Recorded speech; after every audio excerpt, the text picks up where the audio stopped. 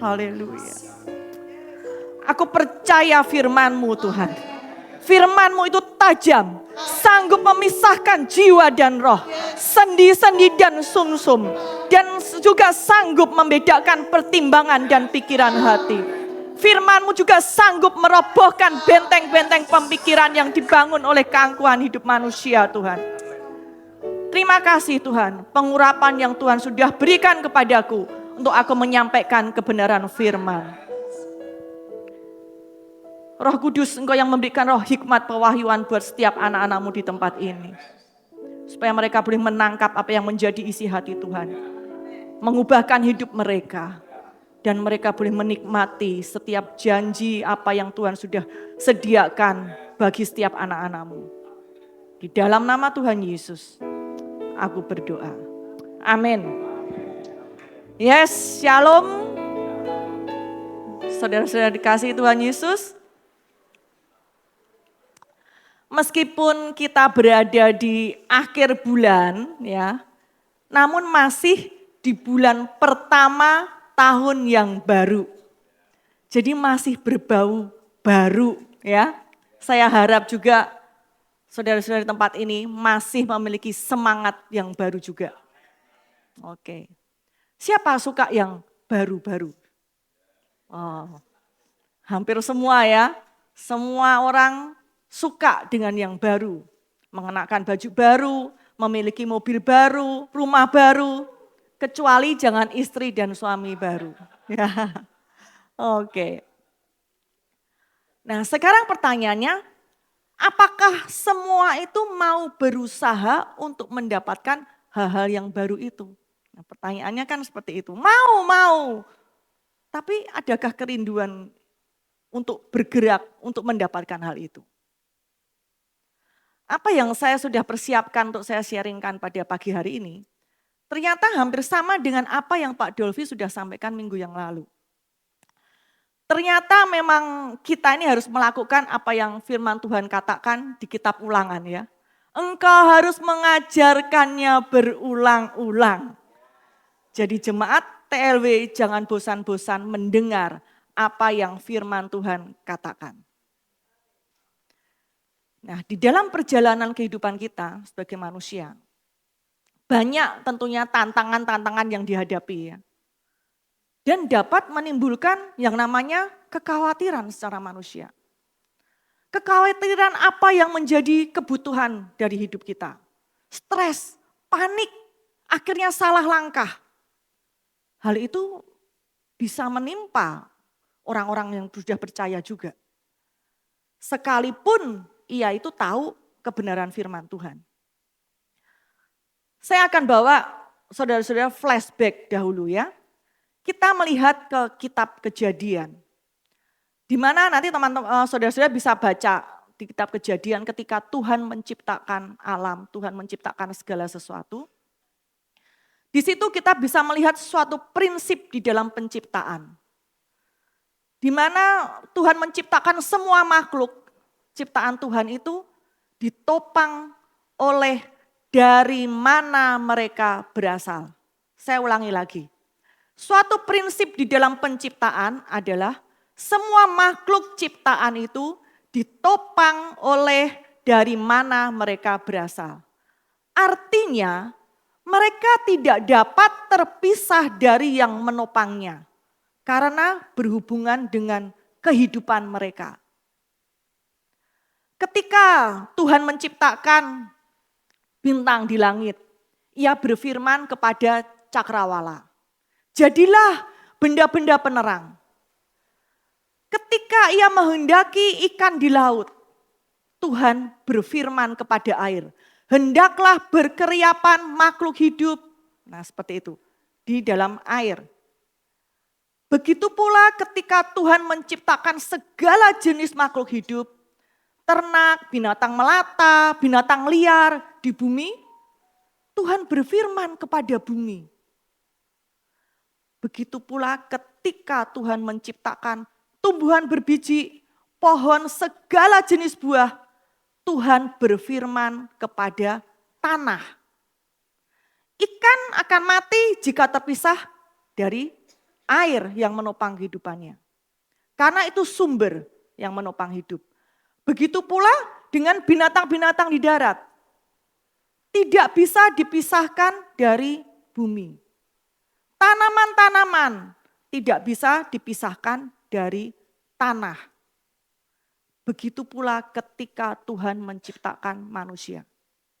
Di Kejadian 1 ayat 26 dikatakan, berfirmanlah Allah, baiklah kita menjadikan manusia menurut gambar dan rupa kita, supaya mereka berkuasa atas seluruh ciptaan Tuhan, ya, atas seluruh bumi.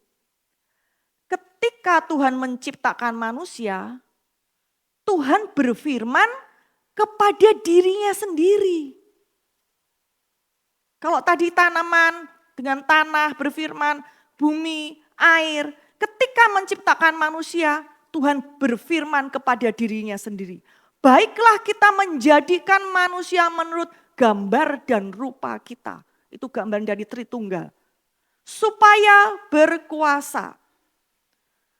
Karena Allah itu adalah roh.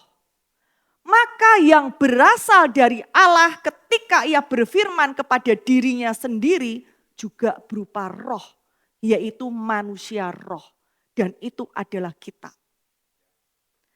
Di mana roh manusia itu terhubung dengan roh Allah. Sehingga manusia pun terhubung dengan namanya sumber kehidupan. Dan manusia menikmati semua apa yang Tuhan sudah sediakan di Taman Eden. Segala keperluan manusia, manusia bisa menikmati di Taman Eden tersebut. Kemudian berjalannya waktu kita tahu, setelah manusia jatuh dalam dosa, sejak itu roh manusia terputus dari roh Allah. Terputus dari roh Allah sebagai sumber kehidupan. Dan sejak itu terjadi yang namanya kematian. Dan produk dari kematian itu mulai dihasilkan. Apa itu produk dari kematian? Sakit, penyakit, sengsara, kutuk, penghukuman, dan lain-lainnya yang kita jumpai di muka bumi ini. Nah, untuk memulihkan itu semua akibat dari dosa, maka manusia harus kembali terhubung dengan sumber kehidupan. Kembali pada blueprint-nya Tuhan di mana manusia itu diciptakan pertama kali. Oleh karena itu, di dalam menghadapi kekhawatiran segala kebutuhan yang kita perlukan, baik itu kebutuhan roh, jiwa, tubuh, firman Tuhan katakan, Matius 6 ayat 33. Ini sering sekali, jika kita di antara kita menghadapi masalah, selalu sering disodorkan hamba Tuhan dengan ayat ini. Tetapi carilah dahulu kerajaan Allah dan kebenarannya. Maka semuanya itu akan ditambahkan kepadamu. Sering ya, sebagai kunci, ada yang hadapi masalah, ayat ini keluar.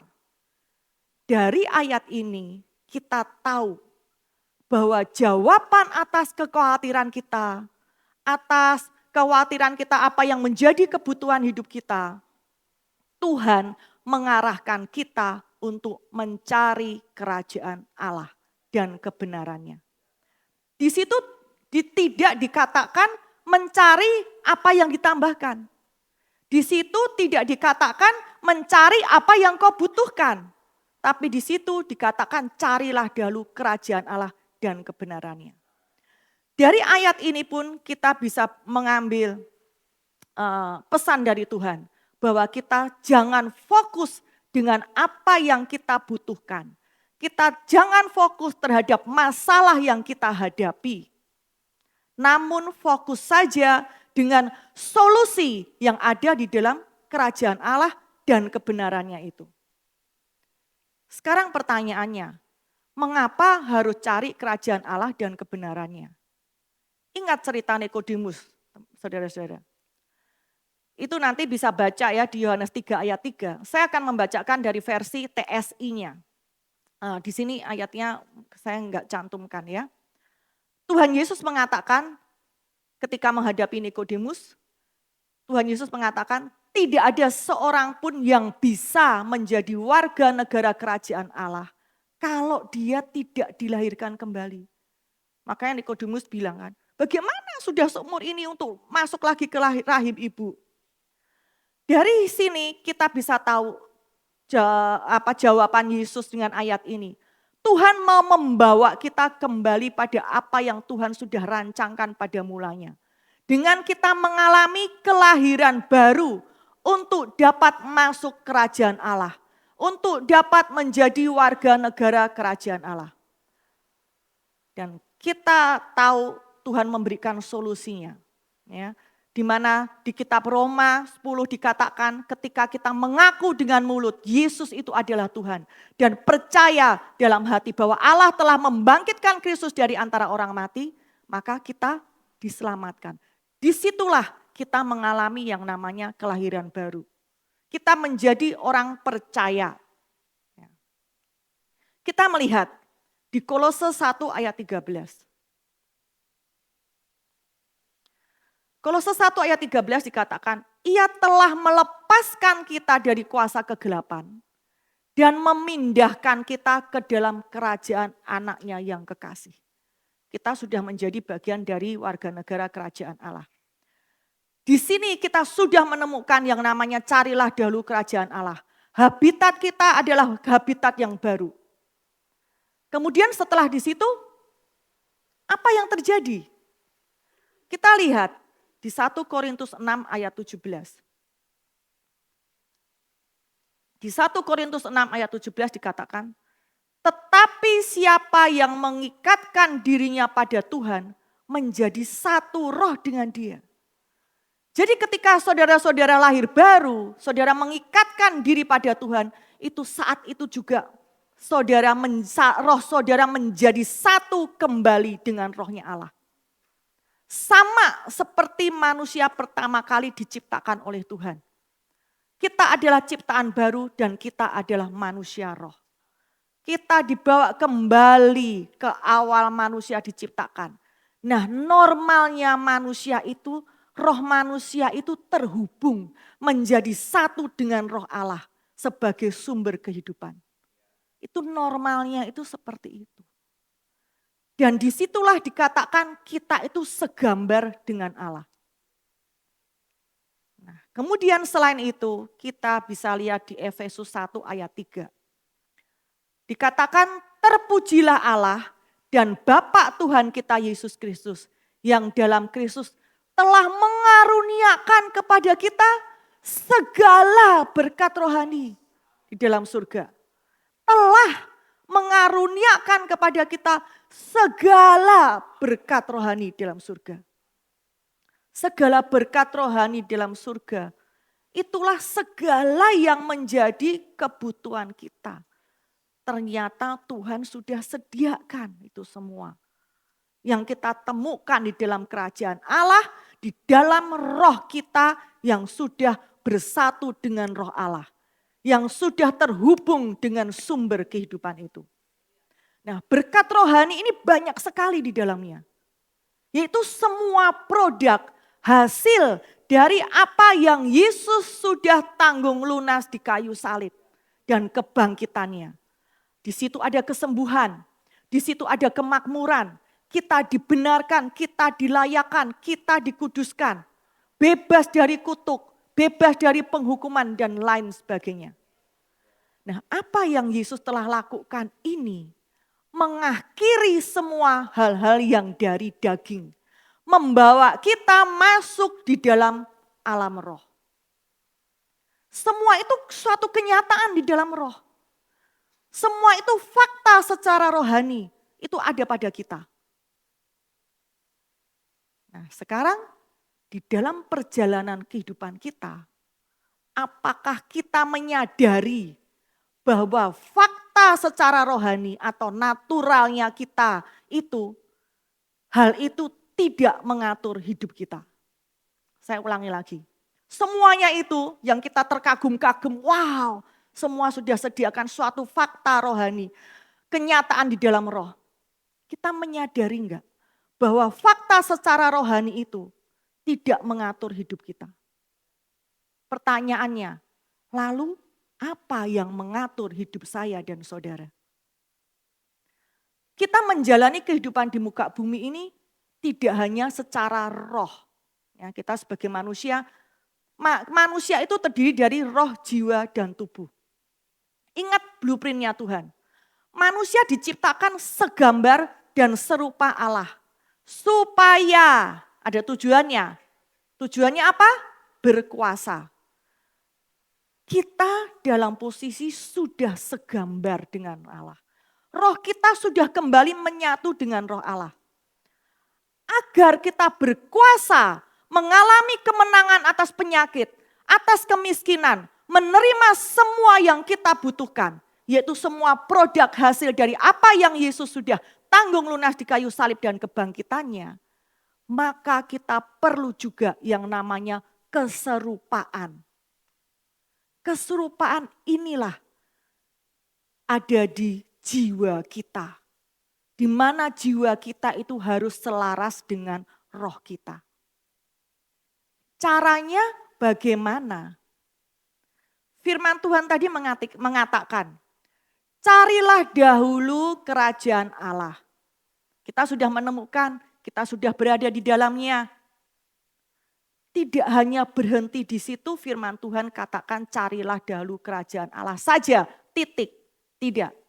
Namun dikatakan dan kebenarannya. Ini penting, dan kebenarannya. Arti kebenarannya ini dari kata Yunani dikaosene, ini salah satu, maaf jika salah menyebutkan, saya tidak fasih bahasa Yunani. Salah satu artinya yaitu kebenaran dalam berpikir.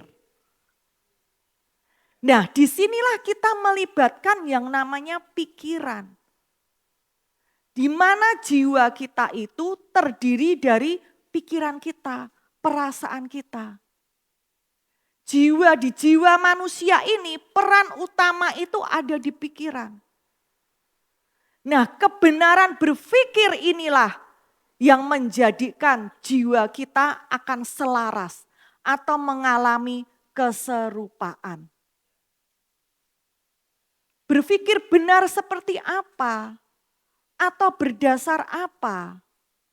Amos 3 ayat 3 di versi NLT-nya dikatakan, dapatkah mereka berjalan bersama jika mereka tidak sepakat?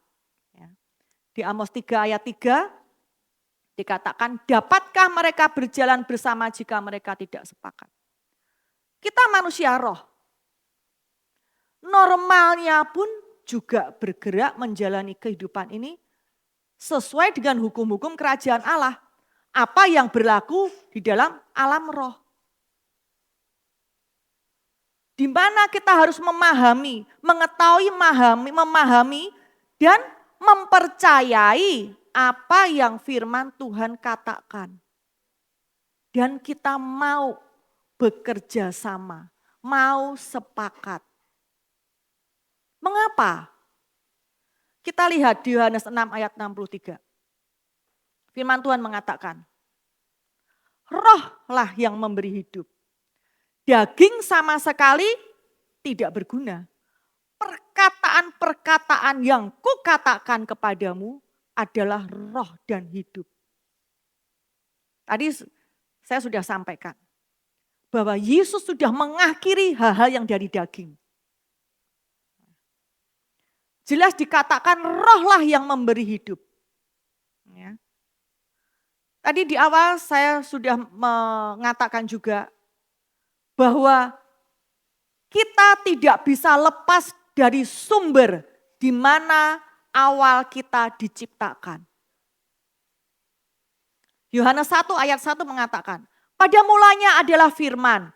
Firman itu bersama-sama dengan Allah dan firman itu adalah Allah. Disitulah ayat ini meneguhkan bahwa disitulah hidup kita ditopang.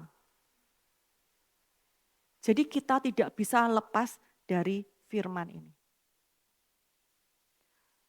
Dikatakan daging sama sekali tidak berguna. Apa yang ingin saudara inginkan yang mengalir dalam kehidupan saudara? Apakah saudara menginginkan roh dan kehidupan yang semua di dalamnya itu Tuhan sudah sediakan dan berikan? Atau saudara mau berjalan di dalam daging, yaitu dalam kematian, produk kematian? Itu pilihan dari itu yang Tuhan berikan ke kita untuk memilih. Kolose 3 ayat 16 dikatakan, hendaklah perkataan Kristus diam dengan segala kekayaan di antara kamu, sehingga kamu dengan segala hikmat mengajar dan menegur seorang akan yang lain sambil menyanyikan mazmur, pujian, nyanyian rohani. Kamu mengucap syukur kepada Allah di dalam hatimu. Saya garis bawahi perkataan Kristus. Ya. Itu semua yang ada di dalam firman di Alkitab, di mana kita menjumpai perkataan Kristus. Itu dibutuhkan oleh kita di dalam kita memperoleh yang namanya hikmat. Segala hikmat. Nah, itulah yang kita butuhkan juga di dalam kita menjalani hidup kita ini. Hikmat adalah pengetahuan tentang kebenaran atau secara fakta itu benar. Ya, kemudian ditambahkan dengan penilaian-penilaian dari kita yang tepat mengenai di mana tindakan atau ketajaman-ketajaman kita dalam kita mengerti dan mendalaminya. Nah, disitulah hikmat itu dibutuhkan oleh kita. Dengan cara berpikir yang benar sesuai firman Tuhan yang adalah roh dan hidup, itulah yang membuat jiwa kita ini menjadi serupa. Serupa dengan yang menopang hidup kita, yaitu roh Allah yang sudah menyatu dengan roh kita. Maka hasilnya adalah seperti kita membuka keran. Di mana kita membuka keran, air itu mengocor keluar. Nah, disitulah seperti kita membuka keran, segala yang menjadi keperluan kita yang sudah ada di roh kita yang baru itu mengalir keluar. Termanifestasi. Itulah yang dikatakan di Matius tadi, semua itu akan ditambahkan kepadamu. Itulah hasil dari keran yang terbuka keluar itu. Jadi kita tidak usah memusingkan mengalirnya itu akan keluarnya itu.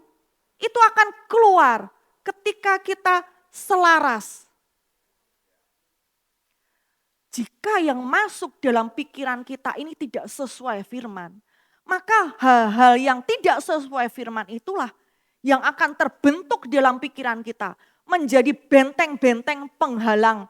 Apa yang roh itu sudah sediakan itu tidak dapat termanifestasi. Maka hidup saudara tidak akan menerima seperti apa yang firman Tuhan katakan.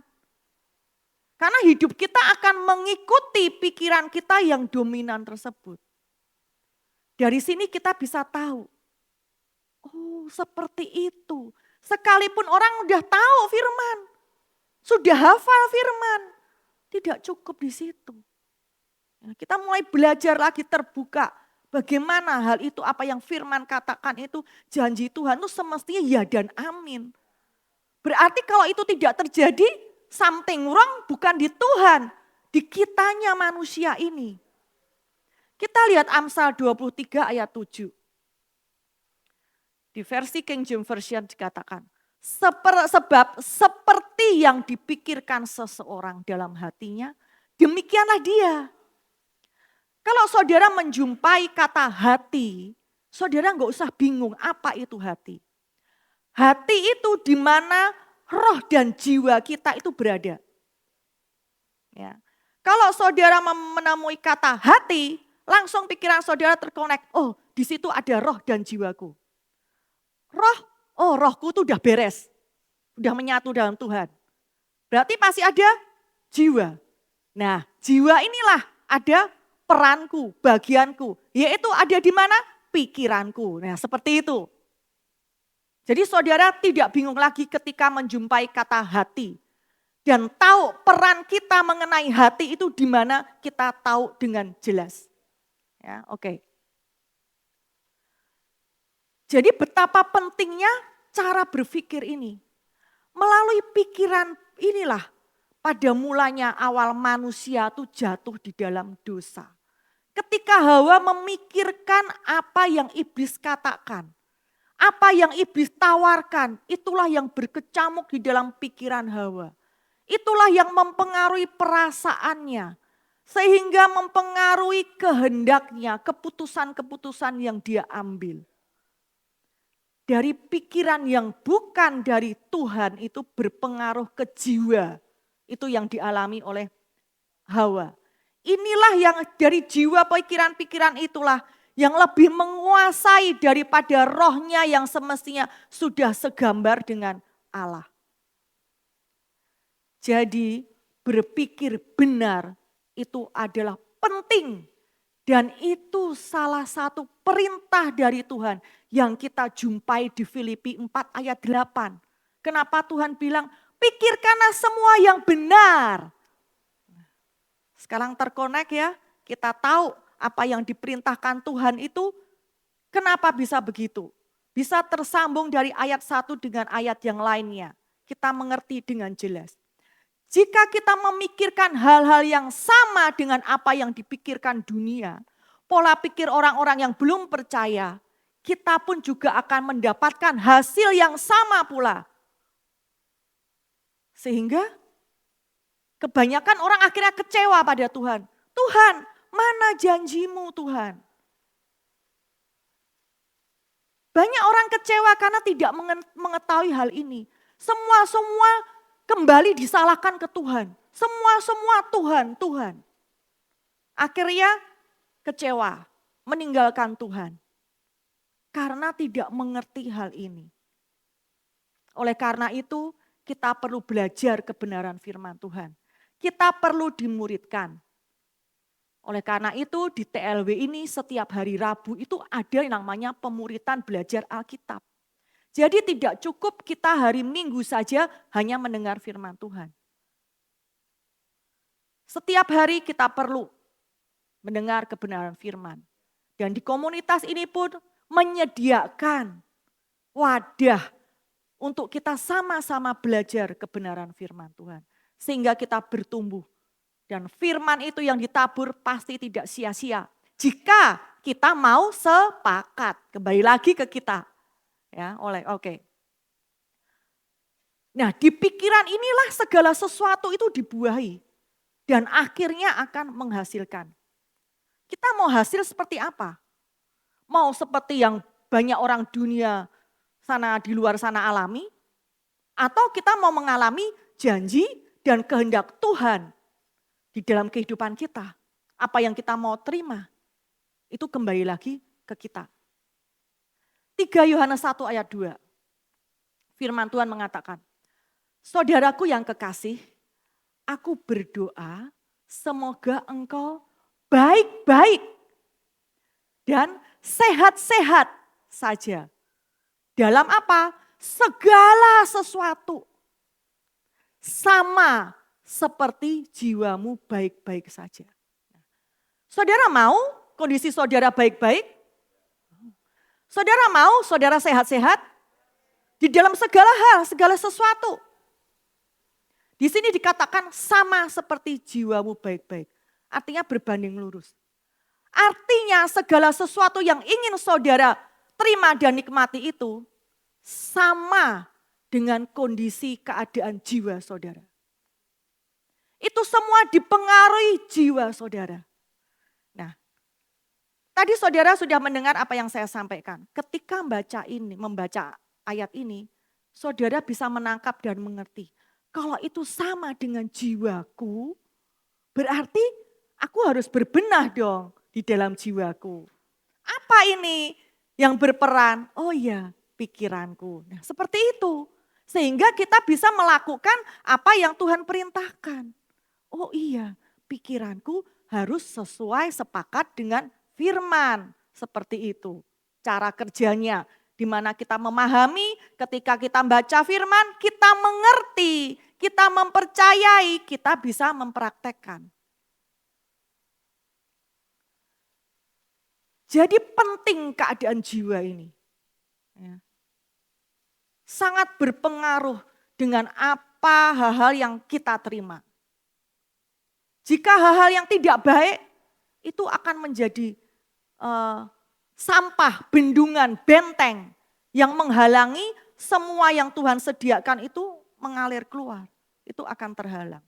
Termasuk juga sakit hati, ya, kepahitan, kemarahan, segala sesuatu, hal-hal yang negatif, yang tidak sesuai dengan, tidak membawa damai sejahtera dan sukacita, itu termasuk hal-hal yang tidak sesuai firman, itu yang mengganggu keadaan jiwa kita. Contoh ya, jadi gini, pengetahuan atau persepsi kita tentang kebenaranlah yang mengendalikan emosi dan pengalaman fisik atau hasil yang kita dapat nikmati. Saya ulang lagi. Pengetahuan atau persepsi kita tentang kebenaranlah yang mengendalikan emosi dan pengalaman secara fisik atau hasil yang kita dapat nikmati. Contohnya apa? Contoh. Saudara sekarang berada di tempat ini. Kemudian tiba-tiba ada orang datang, orang ini berbohong. Mengatakan ke saudara, mobil saudara yang diparkir di bawah itu dibobol pencuri. Mobil saudara dirusak. Respon saudara saat itu apa? Kaget, sedih, marah. Kemudian saudara bertindak lari ke bawah. Betul? Meskipun tidak ada dasar fakta untuk saudara bersikap itu. Karena orang tadi bohong. Orang itu datang berbohong mengatakan, saudara, Pak, mobil Bapak di bawah dibobol, dirusak. Orang ini berbohong. Tapi saudara saat itu kaget, marah, langsung mengambil langkah ke bawah, turun ke bawah. Dasar fakta untuk saudara bersikap itu semestinya tidak ada karena orang ini bohong. Namun apa? Namun saudara mempercayai. Nah, sekalipun dia bohong namun saudara mempercayai, maka sikap saudara itu hasil dari apa yang saudara percayai. Jelas enggak ini? Cara yang sama juga.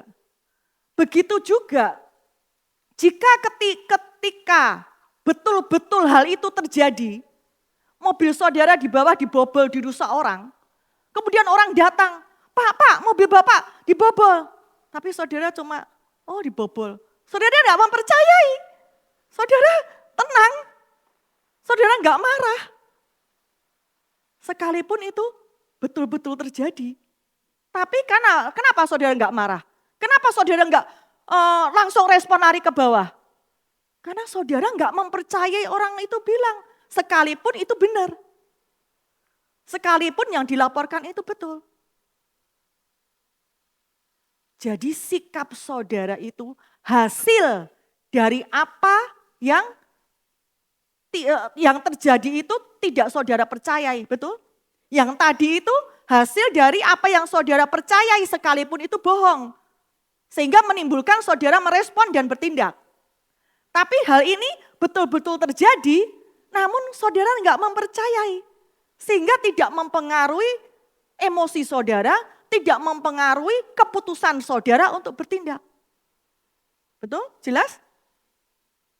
Ini dua hal yang memiliki prinsip yang sama. Jadi sikap kita itu hasil dari apa yang kita percayai atau tidak. Kita ini ciptaan baru, manusia roh. Hidup dalam kerajaan Allah. Segala berkat rohani sudah diberikan. Namun jika kita tidak mengetahui, tidak memahami, tidak mempercayai apalagi, sehingga itu juga tidak dapat membuat kita berpikir dengan benar. Ya. Sekalipun saudara mengetahui Namun kalau saudara tidak memahami dan tidak mempercayai, itu tidak dapat membuat saudara memiliki pikiran yang benar. Contoh nih ya, Filipi 4 ayat 19 dikatakan. Saya memakai versi bahasa Indonesia masa kini. Allah yang saya sembah, yang melimpah dengan kekayaan dalam Kristus Yesus, akan memenuhi segala keperluan.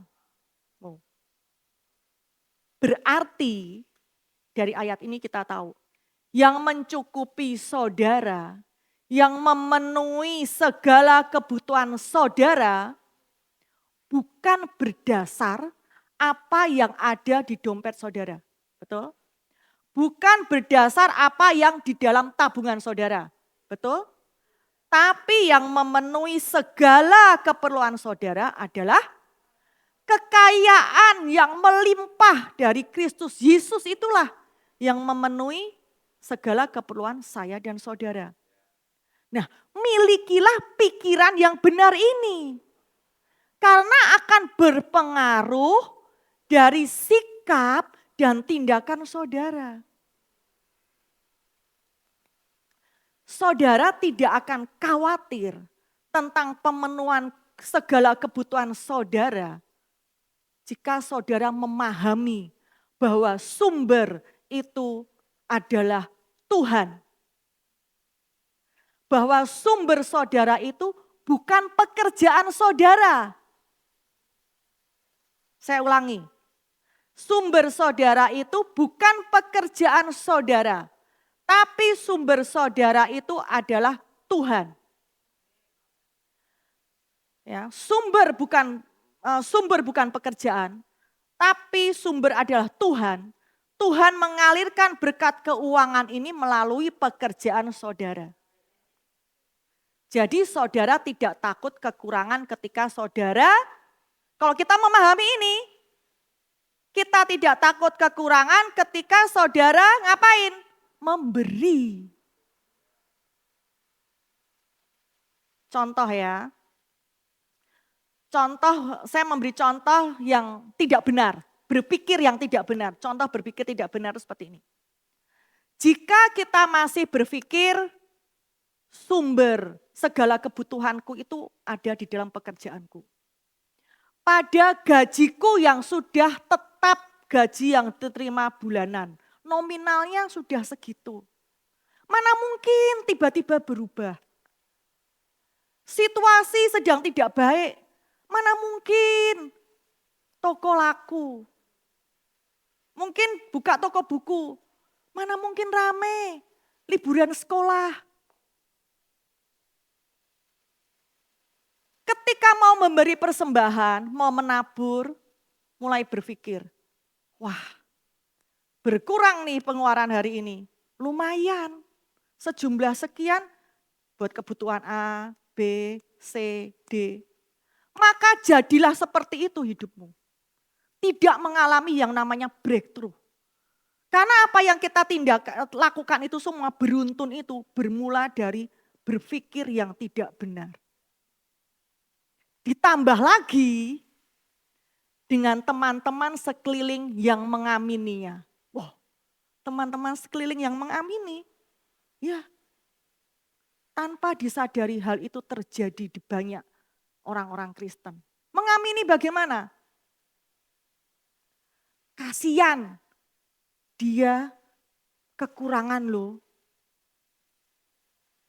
Coba. Ketika dibuka kesempatan untuk ambil bagian menabur yang bukan dipaksakan, memberi dengan sukacita. Namun apa yang terjadi? Jangan libatkan si A, jangan libatkan si B, kasihan, dia sudah pensiun. Artinya, secara spirit kita merendahkan dia bahwa dia orang yang tidak diberkati. Dia orang yang tidak memiliki uang. Dia tidak layak menabur. Menganggap dia tidak layak untuk ambil bagian di dalam pekerjaan Tuhan. Bukankah itu suatu kenyataan yang terjadi? Seolah-olah rohani, kasihan. Seolah-olah kita memahami dia. Namun kita terus mengimani bahwa dia orang yang tidak diberkati. Sekalipun kita bilang I am blessed. Namun kenyataan apa yang kita lakukan terhadap saudara-saudara kita, kenyataannya seperti itu. Ini yang harus kita ubah. Bukan saja pribadi orang itu, namun lingkungan kita ini yang tahu firman Tuhan itu pun juga harus berubah. Memiliki berpikir yang benar itu. Saya akan memberikan kesaksian ya. Ketika kami belum punya rumah sendiri, masih tinggal di rumah kontrakan yang semi permanen. Kami tidak dapat warisan atau modal dari orang tua. Rumah kontrakan itu aja semi permanen. Lantai ini dari semen yang kasar dan ada yang coel-coel, ada kerikil-kerikilnya. Nah, seperti itu rumah kami. Udah kontrakan semi permanen, bukan lantai tapi semen, ya. Kendaraan yang kami pakai motor butut dinas dari Puskesmas Yamaha. Punya tabungan? Tidak. Tabungan enggak ada. Hanya cukup untuk makan sehari-hari. 1 tahun saya enggak menerima gaji pegawai negeri. Ya, karena terhambat. Namun kami memiliki sikap. Kami bukan orang yang perlu dikasihani. Kami bukan korban gitu. Kami tidak melewatkan ketika ada kesempatan menabur. Karena kami memahami dan mempercayai sumber kami itu Tuhan. Kami hanya pengelola. Ketika kami memberi, kami tidak takut kekurangan. Nah, itu yang kami lakukan. Ketika berkumpul dengan orang-orang yang waktu itu pengusaha-pengusaha, kami enggak minder. Sekalipun kondisi rumah kami seperti itu. Karena kami tahu, kami mau berpikir dengan benar. Ketika mereka mau mengadakan patungan, kami ikut ambil bagian. Kami tidak menganggap, lo mengertilah kondisiku begini. Anak muda yang baru lulus, kuliah, baru tugas daerah, rumah saja seperti ini. Kami tidak berpikir seperti itu. Kami pun di antara teman-teman keliling pengusaha-pengusaha, kami enggak minder. Karena semua itu bermula dari berpikir benar. Itu yang harus ada pada setiap kita anak-anak Tuhan. Kita akan menjadi seperti apa yang kita pikirkan. Seperti itu. Nah, berbicara tentang sumber. Mungkin Pak Iwan pernah menyaksikan ketika COVID. Ketika COVID di mana tutup praktek. Waktu itu sedang merebak COVID Delta. Suami saya ketika itu kena lagi COVID. Pengeluaran besar. Ya. Tidak ada pemasukan. Di tengah situasi itu, kami tetap percaya penyediaan dan sumber kami itu Tuhan. Salah satu properti kami ada yang mau menyewa. Dan dia meminta harga sekian. Tapi suami saya bilang enggak mau. Apa kata agen itu? Pak dokter, mengertilah kondisi gini, ini udah bersyukur loh ada yang menyewa. Masa masih pasang harga segitu? Enggak mungkin lah kondisi begini usaha semua pada tutup. Itu jawaban agen. Mana yang kita pilih? Singkat cerita, akhirnya deal harga yang kami tentukan. Itu terjadi. Sekalipun agen bilang mana mungkin. Nah, itu sudah pernah disaksikan. Dia kontrak 6 tahun. Nah, itu ada kelanjutannya. Berjalannya, jadi kontraknya itu ya, pembayaran itu enggak sekaligus. Namun setiap 2 tahun, dia akan bayar, tapi dengan kenaikan harga. Ya, dengan kenaikan harga, seperti itu. Berjalannya waktu, kemarin tiba-tiba dia memutuskan sepihak untuk menghentikan itu. Saat itu pilihan, bagaimana kita mau merespon. Tapi karena kita tahu dengan benar sumberku itu Tuhan, bukan sumberku buat orang yang mengontrak itu. kami tidak kehilangan damai sejahtera. Kalau dipikir sudah bersaksi, ya, dapat luar biasa, berhasil, diputus tengah jalan. Kami tidak kehilangan damai sejahtera. Kami tidak marah-marah. Kami tetap percaya itu sumbernya dari Tuhan. Apa yang terjadi? Ketika orang itu harus menyerahkan kunci, membereskan semua, serah terima properti itu yang dikembalikan ke kami. Dan pada hari itu juga kami tanda tangan pengontrak yang baru, harganya lebih dari itu. Artinya kalau Tuhan sudah memberikan berkat, sekalipun orang itu menghalangi, hal itu tidak, seolah-olah kan kalau di awal tadi, seolah-olah kan rugi kan. Wah udah berbunga-bunga 6 tahun dalam kondisi pandemi. Baru aja kemarin, berapa bulan yang lalu, tiba-tiba memutuskan. Kalau kita tidak tahu sumber kita Tuhan, kita akan marah, akan mau ngomplain. Tidak sesuai dengan perjanjian, bla bla bla bla. Tapi Tuhan itu Bapak yang baik. Apa yang jadi berkat itu kita tuh tidak usah takut gitu loh. Tuhan pakai orang lain meneruskan itu, meneruskan yang properti yang dikontrak dengan harga yang lebih baik. Dan pada hari yang sama ketika kami sudah deal tanda tangan di notaris, hari itu orang yang kontrakan lama menyerahkan kunci. Coba, tidak ada jeda waktu yang vakum, gak ada. Itu loh Tuhan itu seperti itu. Mas kan bagaimana kita mau berpikir benar, tinggal kita mau mempercayai atau enggak itu. Begitu pula tentang kesehatan. Pak Dolvi juga sudah singgung ya minggu yang lalu. Kita ini orang sehat. Jika sedang menghadapi gangguan kesehatan, kita ini sebenarnya siapa? Nah itu kan pertanyaannya. Sebenarnya kita ini orang sehat yang sedang melawan penyakit. Nah, mungkin orang bertanya, orang sehat? Dari mana sehat? Jelas ini sakit. Mungkin dia akan tertawa. Loh, ini loh, firman Tuhan bilang, oleh bilur-bilur Tuhan Yesus, kamu telah sembuh. Saya garis bawahi, telah sembuh. Kapan itu terjadinya telah sembuh? Ketika Yesus dicambuk 2000 tahun yang lalu. Status telah sembuh itu disembuhkan 2000 tahun yang lalu. Nah, kalau saudara mempercayai telah sembuh, mempercayai firman Tuhan mengatakan telah sembuh, sekarang saya tanya, saudara orang sakit atau orang sehat? Sehat. Kalau sekarang ini sedang sakit, artinya saudara seorang sehat yang sedang melawan penyakit. Karena penyakit itu bukan bagian dari orang sehat. Ngerti enggak ini? Karena penyakit itu bukan bagian dari orang sehat. Tidak selayaknya engkau di sini. Seperti itu. Namun jika kita masih menganggap kita sakit, ya maklumlah sakit emang penyakit ya bagian dari orang sakit, benar? Ya, namanya orang sakit, ya di situ penyakit ada. Jadi itu sah secara hukum, benar enggak? Kita enggak mau itu sah, kita mau sah secara kerajaan Allah.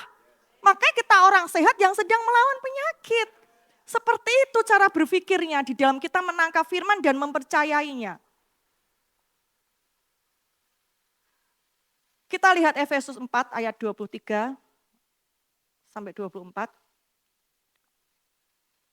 Supaya kamu dibaharui di dalam roh dan pikiranmu dan mengenakan manusia baru yang telah diciptakan menurut kehendak Allah di dalam kebenaran dan kekudusan yang sesungguhnya. Kalau di dalam Alkitab terjemahan baru, di situ kata roh dan pikiran seolah terpisah ya. Di King James Version dikatakan, and be renewed in the spirit of your mind. Roh, ternyata roh di situ itu bukan tentang Roh Kudus, juga bukan tentang roh manusia kita yang sudah lahir baru. Bukan. Roh itu adalah bentuk sikap pikiran kita. Ya, jadi dijadikan baru di dalam pikiran kita yang akan mempengaruhi sikap kita.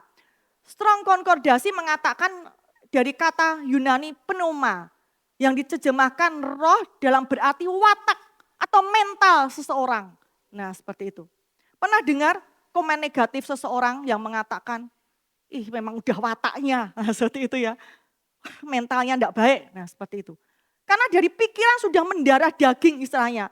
Sudah menguasai hatinya, perasaannya, bahkan tuh muncul di dalam tindakannya. Nah seperti itu. Di dalam dia bersikap, itu keluar semua. Orang bisa menilai, wah ini enggak benar. Paulus mengatakan bahwa kita tidak hanya harus memprogram ulang pikiran kita dengan informasi baru yang sesuai firman Tuhan, namun juga mau membiarkan kebenaran baru yang sesuai firman Tuhan itu mengubah, ya, memperbarui pikiran kita. Sehingga kita memiliki sikap, pandangan atau perspektif yang berubah sesuai dengan kebenaran. Seperti itu.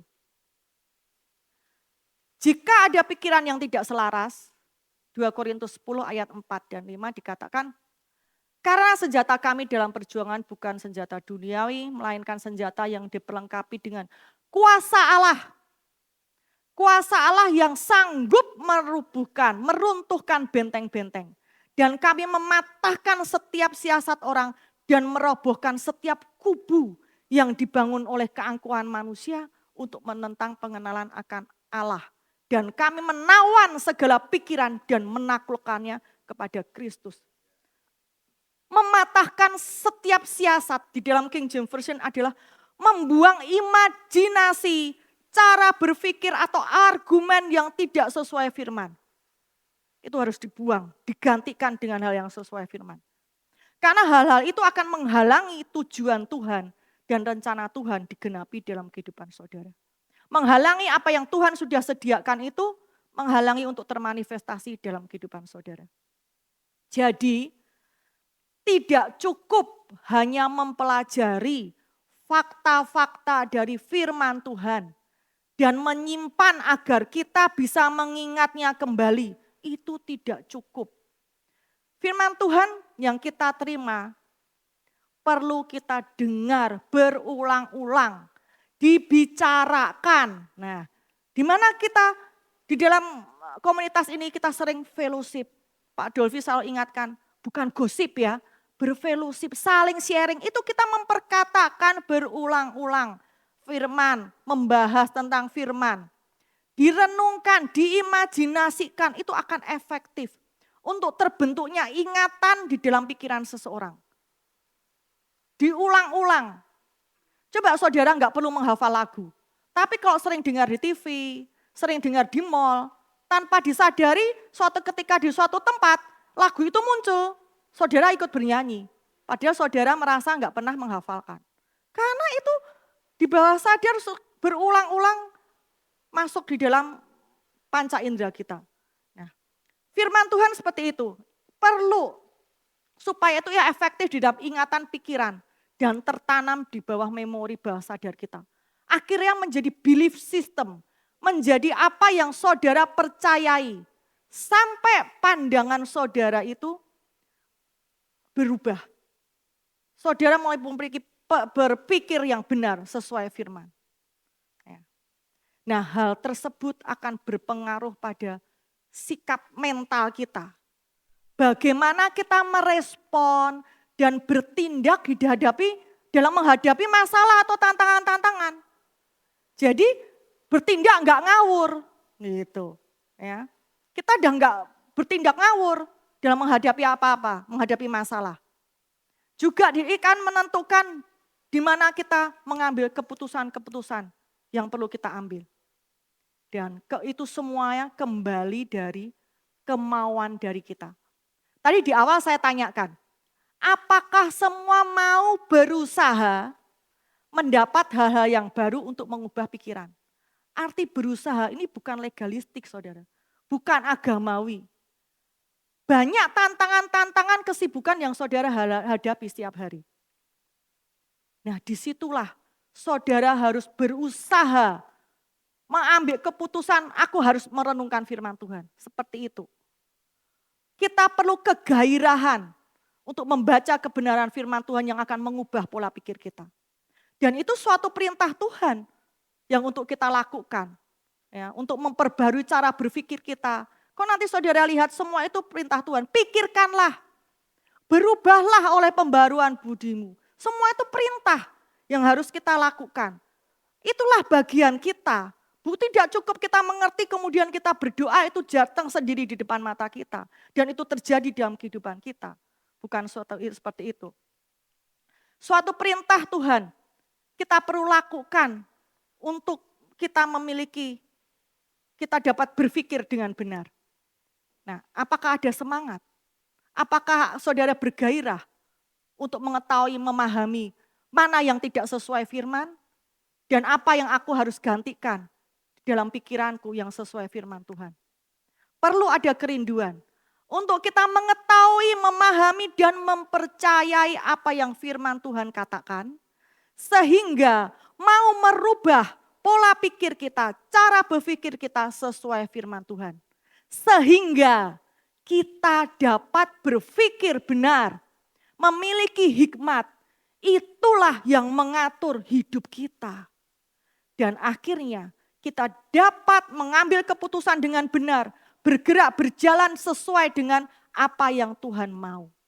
Hasilnya seperti apa yang Tuhan sudah sediakan, apa yang Tuhan sudah janjikan untuk kita terima. Tetap semangat teman-teman, Tuhan Yesus memberkati.